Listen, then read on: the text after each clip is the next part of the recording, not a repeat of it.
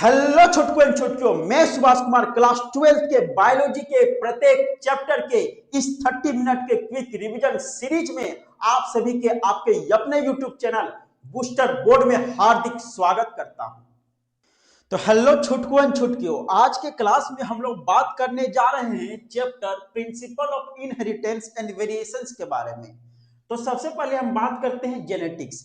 तो जेनेटिक्स क्या है? जेनेटिक्स बायोलॉजी का एक ब्रांच है जिसमें हम हेरिडिटी, इनहेरिटेंस और वेरिएशंस के बारे में हम पढ़ते हैं। अब क्या होता है कि जेनेटिक्स के जो फादर हैं वो कौन होते हैं? कौन है? Grigor John Mendel.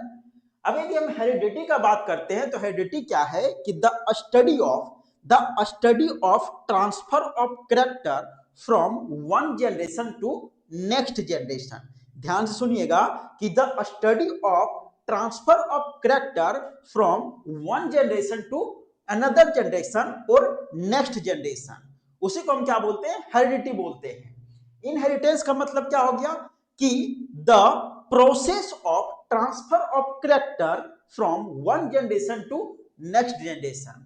ओके, उसको हम क्या बोलते हैं? इनहेरिटेंस, यानी स्टडी और प्रोसेस। और वेरिएशंस का मतलब क्या होता है? वेरिएशंस का मतलब होता है भिन्नता। भिन्नता कहने का मतलब क्या हो गया कि यदि एक पेरेंट्स हैं और पेरेंट्स के दो बच्चे हैं तो दोनों जो बच्चे होंगे वे एक जैसे नहीं होंगे, तो उसको हम क्या बोलते हैं? वेरिएशंस बोलते हैं। यानी कहने का मतलब क्या हो गया कि मान के चलिए यदि पेरेंट्स में यदि मदर क्या है? फेयर है और फादर क्या है? ब्लैक है, तो उनका एक जो बच्चा होगा वो बच्चा या तो फेयर होगा या तो मीडियम होगा, यानी यह जो है यह हेरिडिटी से आता है। लेकिन यदि वो पेरेंट्स के दो बच्चे हैं तो दोनों बच्चे क्या होंगे? डिफरेंट टाइप के होंगे, तो क्या हो गया? उसको हम बोलते हैं वेरिएशंस बोलते हैं। क्या बोलते हैं? वेरिएशंस बोलते हैं। अब क्या होता है कि term use in genetics, genetics में कुछ टर्म का यूज किया जाता है, जैसे कैरेक्टर और ट्रेड्स। कैरेक्टर का मतलब होता है कि किसी भी ऑर्गेनिज्म का फीचर, किसी भी ऑर्गेनिज्म का फीचर, और ट्रेड्स का मतलब हो गया कि उस फीचर्स के टाइप। कहने का मतलब क्या हो गया? किसी भी ऑर्गेनिज्म का यदि हम हाइट का बात करते हैं, उसके आंखों का कलर का बात करते हैं, उसके स्किन का कलर का बात करते हैं, तो हो गया उसका फीचर यानी उसका कैरेक्टर। लेकिन यदि हम बात करेंगे कि उसका जो हाइट है कैसा है, टॉल है कि शॉर्ट है, स्किन कलर कैसा है, फेयर है कि ब्लैक है, आई कलर कैसा है, ब्लैक है, ब्राउन है कि ब्लू है, तो यह क्या हो गया? यह हो गया फीचर्स के टाइप, जिसको हम क्या बोलेंगे? ट्रेड्स। ओके, आगे है जीन और अलील। कहने का मतलब क्या हो गया कि जो करेक्टर को डिसाइड करता है उसको बोलते हैं जीन, और जो ट्रेड्स को डिसाइड करता है उसको बोलते हैं अलील। कहने का मतलब क्या हो गया कि जो अलील जो होते हैं वह जीन्स के वर्जन होते हैं। यानी सपोज कीजिए कि आप कहीं मूवी देखने के लिए थिएटर गए हो, तो वहां जो मूवी है, वह जो मूवी है उसको बोलेंगे हम जीन, उसको क्या बोलेंगे? हम जीन। लेकिन वह जो मूवी है वह उसका वर्जन क्या है? किस वर्जन में वह मूवी चलाई जा रही है? 3D में चलाई जा रही है, 4K में चलाई जा रही है, या HD में चलाई जा रही है? किस वर्जन में चलाई जा रही है? तो उसको हम क्या बोलेंगे? उसको बोले हम एलील्स। आगे बात करते हैं कि reasons of Mendel success. Mendel का एक्सपेरिमेंट सक्सेस हुआ था, इसका रीजन क्या था? रीजन था कि Mendel choose a right plant Pisum sativum for the his experiment. कहने मतलब क्या है कि मेंडल ने एक बहुत ही अच्छा प्लांट चूज किया था जिसको हम बोलते हैं पीसम सेटिवम यानी पी प्लांट। ठीक है, तो क्या हुआ था? Reason for the selection of pea plant, pea plant को सिलेक्शन करने के पीछे उनका क्या रीजन था? रीजन था कि short life span and easy to cultivate. ठीक है, उसके बाद क्या है कि large number of contrasting traits and large number of offspring produce, ज्यादा ट्रेड्स होते हैं, ज्यादा ऑफस्प्रिंग प्रोड्यूस होते हैं। बाइसेक्सुअल फ्लावर होता है with the self pollination, artificial hybridisation उसमें हो जाता है, cross pollination can be performed. आगे क्या है कि ही स्टडी एनी टू और मोर कैरेक्टर अ टाइम। कहने का मतलब क्या हो गया कि रीजन्स के सक्सेस होने मतलब मेंडल के सक्सेस होने का रीजन और था कि ही स्टडीड एनी टू और मोर कैरेक्टर्स एट टाइम, यानी एक टाइम में उन्होंने क्या किए? एक या एक से अधिक, या तो दो या दो से अधिक कैरेक्टर को साथ में क्या किए थे? स्टडी किए थे। He kept a statistical record. He was the first to use statistics and the mathematics logic in the biology. यानी ये पहले ऐसे साइंटिस्ट थे, पहले ऐसे व्यक्ति थे जिन्होंने बायोलॉजी के अंदर स्टैटिक्स यानी मैथमेटिकल चीजों का यूज किए थे। उनके उसके बाद क्या था कि experiment had the large sampling size, he confirm his influence on the successive generation. कहने का मतलब क्या हो गया कि उन्होंने एक ही सैंपलिंग पर नहीं डिपेंड किए थे, उन्होंने बहुत सारे सैंपल का यूज करके अपने एक्सपेरिमेंट को साबित किए थे। यानी कहने का मतलब क्या हो गया कि जब उन्होंने उन्होंने क्रॉस करवाया प्लांट्स के बीच में, तो केवल एक जनरेशन पे वे डिपेंड नहीं रहे, F2 जनरेशन के, F3 जनरेशन के, F4 जनरेशन के, हर एक जनरेशन में क्रॉस करवा के देखे। जब क्या हुआ, उन्होंने उनका कंक्लूजन यह निकला कि सारे जनरेशन में जो है वो एक ही तरह के क्या रहे, एक ही तरह के चीज दिखाई दे रहे हैं, एक ही तरह के वर्जन दिखाई दे रहे हैं। उनका जो रेशियो है वो सेम रेशियो हर एक वर्जन, हर एक जनरेशन में दिखाई दे रहा है। तो इसके कारण उन्होंने इस बात का कंफर्म किया, ठीक है। और इसी कारण जो है वह मेंडल इस बात से, पूरे चीजों से वह सक्सेस हो गए। उनके बाद क्या था, उसके बाद क्या है, ब्रीडिंग या प्योर लाइन। ब्रीडिंग का मतलब होता है कि दो सेलेक्टिव पेरेंट्स को क्रॉस करवाया जाता है, तो उसके जो बच्चे बनते हैं, उसके जो अपस्प्रिंग आते हैं, वो क्या होते हैं, वो अच्छा होते हैं। यानी कहने का मतलब क्या हो गया कि दो अच्छे प्लांट को आपस में क्रॉस करवाएंगे तो जो प्लांट हमें प्रोड्यूस होगा वो भी क्या होगा, अच्छा ही होगा, उसको बोलते हैं ब्रीडिंग। और प्योर लाइन का मतलब क्या हो गया, प्योर लाइन का मतलब हो गया कि जब दो प्लांट्स को आपस में क्रॉस करवाएं और दोनों प्लांट्स का जो हाइट है वो टॉल टॉल है, तो मेरा जो रिजल्ट आएगा वो भी क्या आएगा, टॉल ही आएगा। यानी कहने का मतलब क्या हो गया कि दो पेरेंट्स या तो दो प्लांट्स को क्रॉस करवाने में उसके, यानी कहने का मतलब क्या था कि दो पेरेंट्स या तो दो प्लांट्स का जो कैरेक्टर पहले था उसमें यदि किसी भी प्रकार का यदि चेंजेस हमको दिखाई नहीं देता है, जब उसका ऑफस्प्रिंग हमको मिलता है तब, तो फिर उसी को हम क्या बोलते हैं, प्योर लाइन। क्या बोलते हैं, प्योर लाइन। यानी जैसा पेरेंट वैसा बच्चा, उसी को हम क्या बोलेंगे, प्योर लाइन बोलेंगे। उसके बाद फिर क्या हो गया कि देयर आर 14 क्रोमोजोम और 7 पेयर इन अ पी प्लांट। यानी पी प्लांट में क्या होते हैं, टोटल 14 क्रोमोजोम होते हैं, यानी 7 जोड़े क्रोमोजोम होते हैं। आगे यदि बात करते हैं तो आगे क्या है, मोनोहाइब्रिड क्रॉस। मोनोहाइब्रिड क्रॉस का मतलब क्या हो गया कि इसमें यदि एक जैसे, मतलब कहने का मतलब क्या है कि यदि एक कैरेक्टर के बेसिस पे यदि क्रॉस करवाया जाता है तो उसको बोलते हैं मोनोहाइब्रिड क्रॉस। एक कैरेक्टर के बेसिस पे मतलब क्या हो गया कि जैसे कि यहाँ पे ट्रेड्स लिए गए हैं, एक टॉल है और एक शॉर्ट है। यानी यहाँ पे जो है कैरेक्टर वो हाइट का कैरेक्टर लिया गया है कि यहाँ पे क्या है कि एक टॉल प्लांट है, एक शॉर्ट प्लांट है, तो हाइट के दो ट्रेड्स है, टॉल और शॉर्ट। लेकिन यहाँ पे कैरेक्टर क्या है, एक ही कैरेक्टर है, तो एक कैरेक्टर के बेसिस पे ही क्या किया जा रहा है, क्रॉस करवाया जा रहा है। तो यहाँ पे क्या है, टॉल प्लांट है, शॉर्ट प्लांट है। जब आपस में इसको क्रॉस करवाएं तो यहाँ पे क्या बना, टॉल और शॉर्ट बना। तो कहने मतलब क्या है कि प्लांट जो दिखेगा वह कैसा दिखेगा, टॉल दिखेगा। इसको बोलेंगे F1 जनरेशन। F2 जनरेशन यदि हम देखते हैं तो कुछ इस प्रकार से बनता है, जेनोटाइप का रेशियो 1:2:1 आता है, फेनोटाइप का रेशियो 3:1 आता है, ठीक है। उसके बाद डायहाइब्रिड क्रॉस का मतलब क्या हो गया कि डायहाइब्रिड क्रॉस का मतलब हो गया कि एक नहीं, एक से अधिक कैरेक्टर के बेसिस पे हम चीज को जब क्रॉस करवाते हैं तो उसको हम डायहाइब्रिड क्रॉस बोलते हैं। जैसे कि यहाँ पे यदि हम लिए हैं पी के सीड का, तो एक राउंड और येलो है और एक क्या है, रिंकल और ग्रीन है। यानी कहने का मतलब क्या हो गया कि यहाँ पे हम क्रॉस करवा रहे हैं तो यहाँ दो कैरेक्टर है, एक तो शेप का बात किया जा रहा है और एक कलर का बात किया जा रहा है। और यहाँ पे केवल क्या बात था, केवल हाइट का बात था, यानी केवल यहाँ पे एक कैरेक्टर था, यहाँ दो कैरेक्टर है, शेप है और कलर है, ठीक है। तो इसको राउंड येलो सीड और रिंकल ग्रीन सीड को आपस में क्रॉस करवाते हैं तो हमें क्या मिलता है, capital R small r capital Y small y. यानी यह जो बनेगा या क्या बनेगा, यह मेरा राउंड येलो सीड ही बनेगा। F2 जनरेशन में जब हम देखते हैं तो जेनोटाइपिक रेशियो क्या आता है, 1:2:1:2:4:4:2:1:1 आता है। उसका फेनोटाइपिक रेशियो जो आता है जिसमें round yellow, round green, wrinkle yellow और रिंकल ग्रीन रहते हैं, तो राउंड येलो और सब का जो रेशियो आता है 19:3:3:1 आता है। अब आगे बात करते हैं, आगे हमारा क्या है, law of dominance. Law of dominance का मतलब हुआ कि जहां पे हमको डोमिनेंट और रिसेसिव का पता चलता है। यानी कहने का मतलब क्या हो गया कि दो तरह के अपीयरेंस होते हैं। यानी कहने का मतलब क्या हो गया कि जब हम प्लांट्स को आपस में क्रॉस करवाते हैं तो प्लांट के जो ट्रेट हैं, प्लांट के जो ट्रेट हैं उसको जब आपस में क्रॉस करवाते हैं तो फिर क्या होता है कि एक दिखने वाला होता है, एक छिपने वाला होता है। जो दिखता है उसको बोलते हैं हम डोमिनेंट और जो छिपता है उसको बोलते हैं हम ट्रेट, उसको बोलते हैं हम रिसेसिव बोलते हैं। यानी कहने का मतलब क्या हो गया कि यदि दो प्लांट है, ठीक है ना, जिसमें यहाँ पे हाइट के बेसिस पे इसको क्रॉस करवाए हैं, एक प्लांट टॉल है, एक प्लांट शॉर्ट है, ठीक है, इसको बोलेंगे डोमिनेंट, इसको बोलेंगे रेसेसिव, ठीक है। अब इन दोनों को जब आपस में क्रॉस करवाएं, जब इन दोनों को आपस में क्रॉस करवाएं तो एक आ गया डोमिनेंट, एक आ गया रेसेसिव, लेकिन यह जो प्लांट होगा वह टॉली होगा। क्यों? क्योंकि इसके साथ डोमिनेंट प्रेजेंट है। जब डोमिनेंट प्रेजेंट है तो डोमिनेंट ही क्या करेगा, अपने आप को शो ऑफ करेगा, अपने आप को दिखाएगा वहां पे। रेसेसिव इसके सामने क्या हो जाएगा, छिप जाएगा। उसी तरह यदि अपटू जनरेशन में देखते हैं तो अब इनका क्रॉस आपस में करवाएं तो हमको क्या मिला, कैपिटल टी मिला, फिर कैपिटल टी और स्मॉल टी मिला, फिर स्मॉल टी मिला।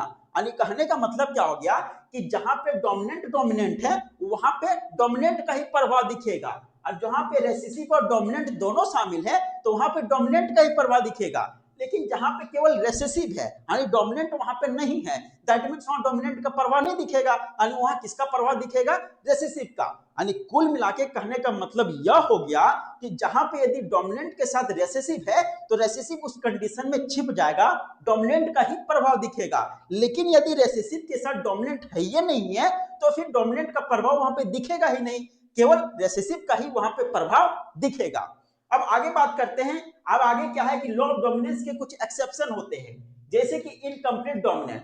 इनकम्प्लीट डोमिनेंस का मतलब क्या होता है कि दो एलिल्स क्या करते हैं, आपस में जब क्रॉस होते हैं तो दोनों एलिल से क्या होते हैं कि दोनों एलिल का मिक्सिंग होता है, यानी मिक्सअप होके एक नया चीज बनता है। यानी कहने का मतलब क्या हो गया कि जैसे यदि कोई रेड फ्लावर और व्हाइट फ्लावर दोनों क्या है, अलग अलग है, तो रेड और व्हाइट को आपस में जब क्रॉस करवाएं तो दोनों का एक मिक्सिंग रिजल्ट मिलता है। यानी दोनों का रेड फ्लावर व्हाइट फ्लावर को आपस में क्रॉस करवाएं तो एक नया फ्लावर जो मिला वो क्या मिला, पिंक मिला। क्या मिला, पिंक मिला। यानी दोनों का क्या हुआ, मिक्सअप हमको मिला। उसी तरह कोडोमिनेंस का मतलब क्या हो गया कि कोडोमिनेंस का मतलब क्या है कि दो अलील यदि है तो दोनों का प्रभाव जो होगा वह सेम सेम होगा, मिक्सअप वो नहीं होंगे। कहने का मतलब क्या है कि किसी का ब्लड ग्रुप ए बी है, इसका मतलब क्या हो गया कि उसके अंदर एंटीजन ए भी और एंटीजन बी भी है, तो दोनों क्या होंगे, अपना अलग अलग यानी सेम इक्वली प्रभाव दिखाएंगे। इसी का उसका जो ब्लड ग्रुप होगा वो क्या हो जाएगा, ए बी हो जाएगा। क्या हो जाएगा, ए बी हो जाएगा। उसी तरह मल्टीपल एलिजिम का मतलब क्या होता है कि मल्टीपल एलिजिम का मतलब होता है कि जब बहुत सारे मतलब कहने का मतलब क्या हो गया कि यदि हम जानते हैं कि एक जीन में दो एलील होते हैं, एक जीन में कितने एलील होते हैं, दो एलील होते हैं, लेकिन पूरा ओवर पॉपुलेशन का यदि बात करते हैं तो उसमें दो से ज्यादा हमको एलील दिखाई देते हैं। यानी कहने का मतलब क्या हो गया कि किसी का ब्लड ग्रुप यदि ए और बी है, दैट मीन्स वहां पे ए और बी प्रेजेंट है, लेकिन ओवर पॉपुलेशन का बात करेंगे तो ओ भी तो होगा ना कहीं कहीं। तो कुल मिला के कहने का मतलब क्या हो गया कि एक जीन में भले दो अलील होते हैं, लेकिन ओवर पॉपुलेशन का जब हम बात करते हैं तो दो से अधिक अलील हमको दिखाई देता है, उसी को हम बोलते हैं मल्टीपल एलिलिज्म बोलते हैं। और लॉ ऑफ सेग्रीगेशन का मतलब क्या हो गया कि जैसा कि हम जानते हैं कि एक जीन में दो अलील पास बैठे हुए होते हैं, ठीक है, लेकिन जब गैमेट का फॉर्मेशन होता है तब क्या होते हैं कि वहां का एलील क्या होता है, एक एलील वहां से अलग हो जाता है, ठीक है ना। इसी कंडीशन को हम क्या बोलते हैं, लॉ ऑफ सेग्रीगेशन बोलते हैं।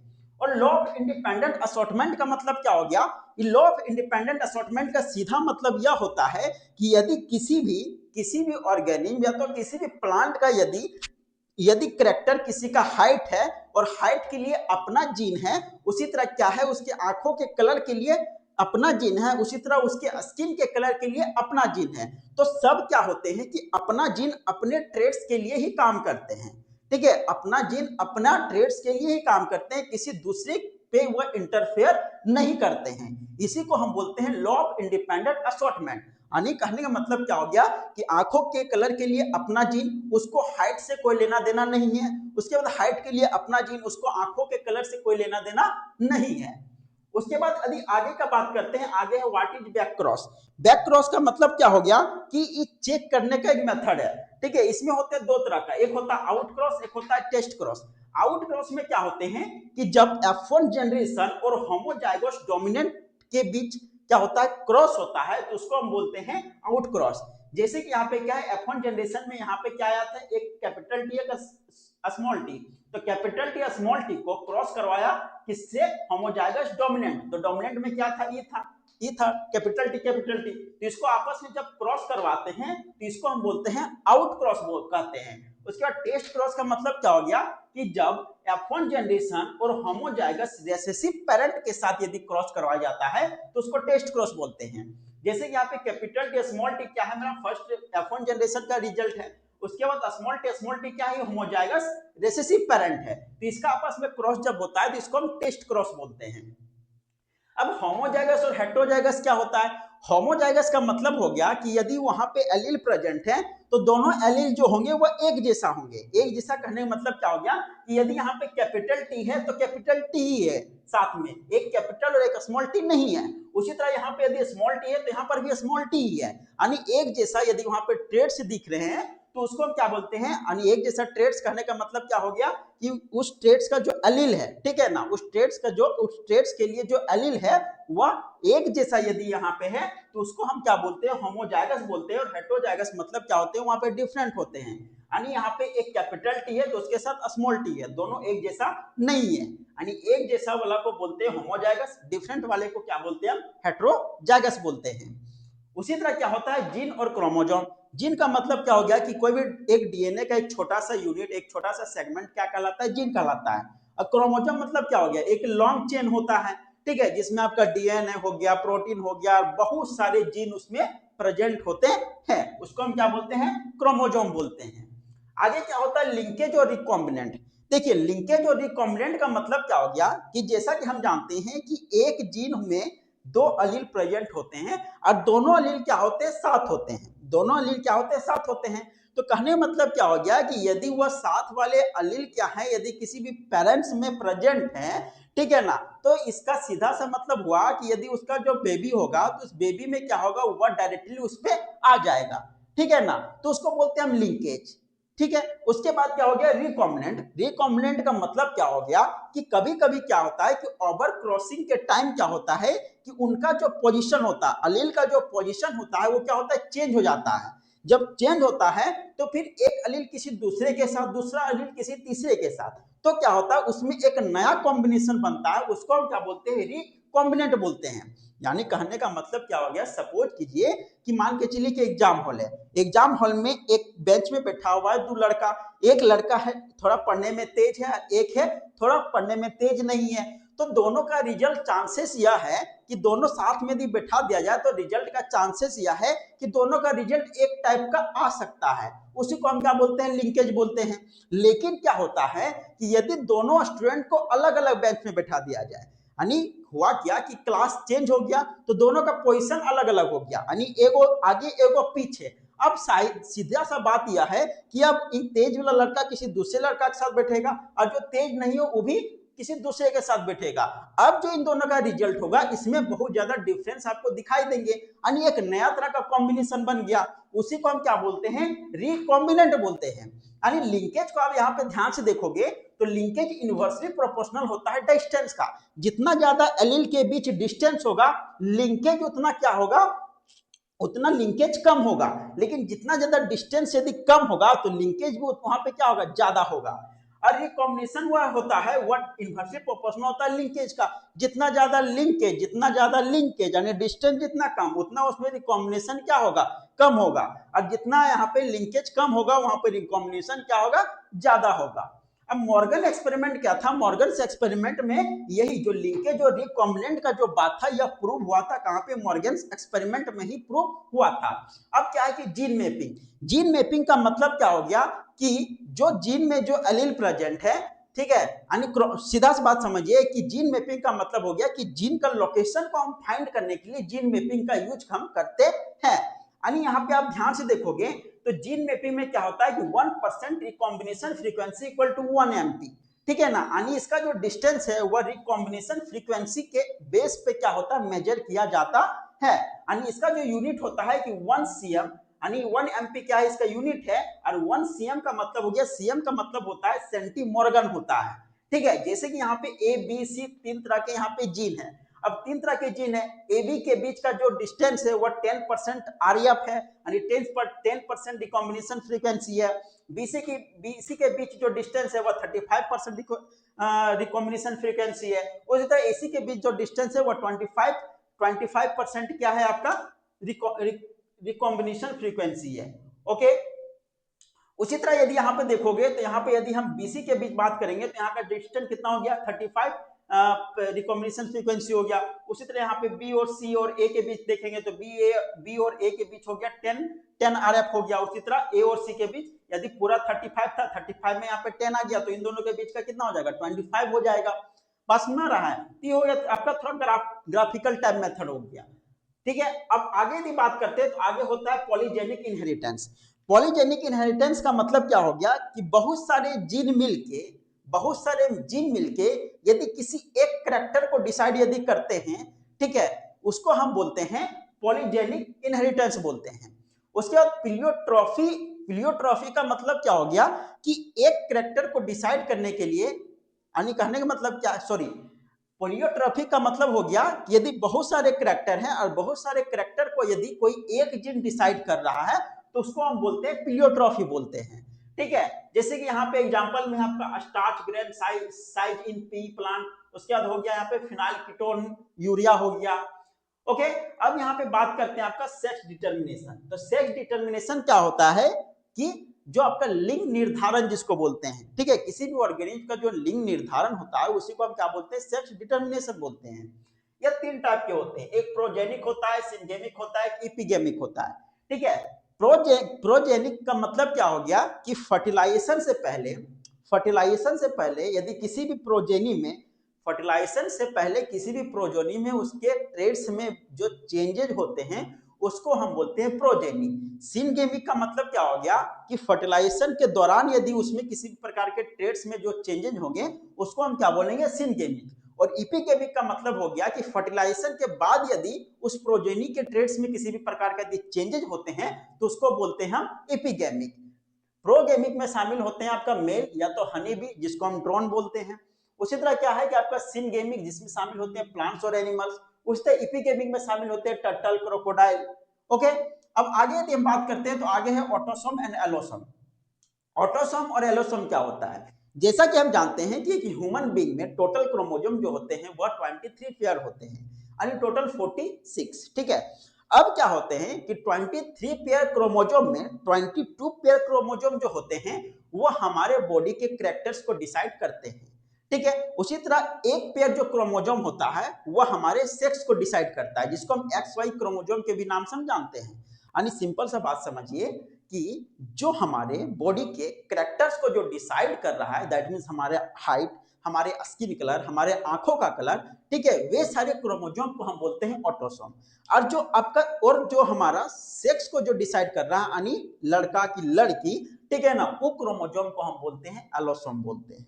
ठीक है, अब आगे बात करते हैं sex determination in human being. Sex determination in human being में यदि बात करेंगे तो मेल में यदि क्या होते हैं, मेल में दो तरह के क्रोमोसोम यानी क्या होते हैं, एक्स वाई होते हैं, फीमेल में एक्स एक्स होते हैं, तो कोई एक एक्स ही क्या होता है, ट्रांसफर होता है। ठीक है, तो यहाँ पे 22 प्लस एक्स और 22 प्लस वाई, यहाँ पे 22 प्लस एक्स हो गया। ठीक है, अब क्या हो गया कि 22 प्लस एक्स यदि इससे क्रॉस होगा तो क्या हो जाएगा 44 plus x x, x x that means girl हो जाएगा। उस तरह 22 प्लस वाई इसका क्रॉस होगा 22 प्लस एक्स के साथ तो 44 प्लस एक्स वाई बोले तो क्या हो जाएगा, बॉय हो जाएगा। ठीक है, अब आगे बात करते हैं sex determination in honey bee. Sex determination in honey bee कहने का मतलब क्या हो गया कि मधुमक्खियों में सेक्स का डिटर्मिनेशन कैसे होता है। ठीक है, तो पहले एक बात समझिए कि जो हनी बी यदि मधुमक्खियों का बात करते हैं तो मधुमक्खियों में क्या होता है कि तीन तरह के वहां पे मधुमक्खी होते हैं। एक होता है ड्रोन होता है, एक होता है क्वीन होता है, ठीक है, और एक होता है आपका वर्कर होता है। ओके, एक होता है ड्रोन, एक होता है क्वीन और एक होता है आपका वर्कर होता है। ओके, अब यहाँ पे देखिए होता क्या है एक्चुअली में, जो क्वीन होते हैं, जो क्वीन हनी बी होते हैं वह क्या करते हैं, वह अंडा देते हैं। ठीक है, और जो ड्रोन जो होते हैं वह केवल मैटिंग में काम आते हैं। उसके बाद जो आपका वर्कर है वह उस छत्ते के, यानी जो मधुमक्खी का जो छत्ता होता है वहां पे जो भी काम होता है वह वर्कर भी क्या करते हैं, संभालते हैं। ठीक है, अब इसका सेक्स डिटर्मिनेशन कैसे होता है ध्यान समझिए। जैसे कि मान के चलिए कि हनी बी है, ठीक है, एक क्वीन हनी बी है, उसको अंडा देना है, तो क्वीन हनी बी यदि वहां पे उस छत्ते में क्वीन हनी बी यदि वहां पे बनता है तो क्वीन हनी बी क्या करता है, उस छत्ते से निकल के उड़ती है, बाहर जाती है। बाहर जाती है तो उसके पीछे पीछे क्या होते हैं कि ड्रोन मधुमक्खियां क्या होती हैं कि उड़ते हैं। और वो सारे मधुमक्खियां सारे ड्रोन मधुमक्खियां जाके उस क्वीन मधुमक्खी के साथ क्या करते हैं, जाके मैटिंग करते हैं। और उस सारे जो ड्रोन मधुमक्खी के जो भी स्पर्म होते हैं वह कहाँ कंसिस्ट हो जाते हैं, कहाँ कंटेन हो जाते हैं, उस क्वीन मधुमक्खी के अंदर। ठीक है, उसके बाद ड्रोन क्या होते हैं, ड्रोन मर जाते हैं। उसके बाद वह क्या होता है, क्वीन मधुमक्खी उस सारे स्पर्म को लेके अपने छत्ते में आती है और फिर वो क्या करती है, अंडा देना स्टार्ट करती है। अब क्या होता है कि जब क्वीन मधुमक्खी अंडा देती है, ठीक है ना, और जिस अंडे में क्या करती है, जिस अंडे में वह क्या करती है, स्पर्म को डालती है और उससे जो मधुमक्खी बनता है उसी को बोलते हैं वर्कर बी। क्या बोलते हैं, वर्कर बी बोलते हैं। ठीक है, अब क्या होता है कि अब यदि जिस अंडा में वह स्पर्म को यदि नहीं डालेगी तो वह हो जाएगा ड्रोन, वह क्या हो जाएगा, ड्रोन हो जाएगा। ठीक है, तो वर्कर और ड्रोन बन गया। अब क्वीन मधुमक्खी कैसे बनते हैं, अब वर्कर मधुमक्खियों के पास होता है रॉयल जेली, होता है एक तरह का एंजाइम होता है रॉयल जेली। अब क्या होता है कि वह यदि उसको पता चलता है कि यदि यह जो क्वीन मधुमक्खी है धीरे धीरे बूढ़ी हो रही है, ये अब अंडा नहीं दे पाएगी, तो फिर वहां पे क्या करती है, उस छत्ते में फिर एक क्वीन मधुमक्खी का तैयार करता है, कौन, वर्कर बी मिलके। तो वर्कर भी क्या करता है कि जिस मधुमक्खी को ज्यादा रॉयल जेली खिलाता है वही बाद में फ्यूचर क्वीन के नाम से जाना जाता है। बात समझ में आया। तो यहाँ पे जो क्वीन मधुमक्खी हैं वे क्या होते हैं, फर्टाइल होते हैं, लेकिन वर्कर मधुमक्खी जो है वह सक्टाइल होते हैं। ठीक है, अब आगे का यदि बात करते हैं तो आगे क्या हो गया, यहाँ पे म्यूटेशन। म्यूटेशन का सिंपल मतलब होता है कि यदि जेनेटिक मटेरियल में किसी भी प्रकार का यदि चेंजेज होता है तो उसको म्यूटेशन के नाम से हम जानते हैं। ठीक है, म्यूटेशन दो तरह का होता है, एक होता है क्रोमोजोमल म्यूटेशन, एक होता है जीन या तो पॉइंट म्यूटेशन। क्रोमोजोमल म्यूटेशन का मतलब क्या हो गया कि क्रोमोजोम में यदि किसी प्रकार का गड़बड़ी हुआ, या और जीन म्यूटेशन में बोले तो जीन में किसी प्रकार का यदि गड़बड़ी हुआ तो उसको हम क्रोमोजोमल और जीन म्यूटेशन के नाम से हम जानते हैं। अब आगे बात करते हैं जेनेटिक डिसऑर्डर। जेनेटिक डिसऑर्डर मतलब जेनेटिक से रिलेटेड किसी भी प्रकार की कमियां, ठीक है, उसको बोलते हैं जेनेटिक डिसऑर्डर। इसमें दो तरह के होते हैं, एक होता है मेंडेलियन डिसऑर्डर, एक होता है क्रोमोसोमल डिसऑर्डर। मेंडेलियन डिसऑर्डर में आपका आता है कलर ब्लाइंडनेस, हेमोफीलिया आता है, सिकल सेल एनीमिया आता है, थैलेसीमिया आता है और फिनाइल कीटोन्यूरिया आता है।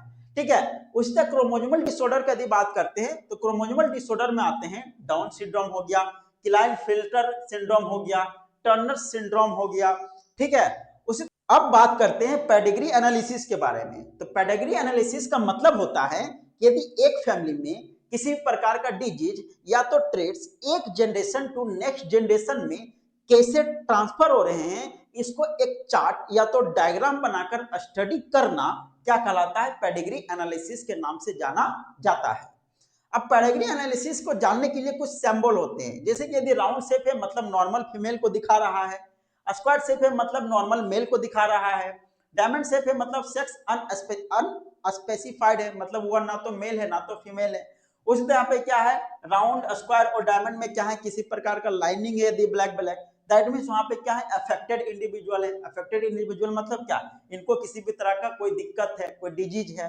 ठीक है, उसी प्रकार यहाँ पे स्क्वायर के साथ यहाँ पे क्या है, राउंड के बीच एक लाइन है, यानी दोनों का आपस में मीटिंग है, तो इसको हम बोलते हैं मीटिंग या तो मैरिज। क्या बोलते हैं, मीटिंग या तो मैरिज। ठीक है, उसके बाद यहाँ पे क्या, स्क्वायर और राउंड के बीच दो लाइन है, इसको बोलते हैं हम कंसेग्यूनियस मैरिज बोलते हैं। कंसेग्यूनियस मैरिज का मतलब हो गया कि कोई भी क्या करता है, अपने कजन्स के साथ मैरिज करता है, शादी करता है, उसको बोलते हैं कंसेग्यूनियस मैरिज के नाम से हम जानते हैं। ठीक है, तो आई होप कि यह चैप्टर आपको बहुत ही अच्छे तरीके से समझ में आ गया होगा। वीडियो यदि अच्छी लगी हो तो लाइक कीजिए, अपने दोस्तों के पास शेयर कीजिए, और यदि चैनल में नए हो तो चैनल को सब्सक्राइब करके जरूर जाइए। धन्यवाद।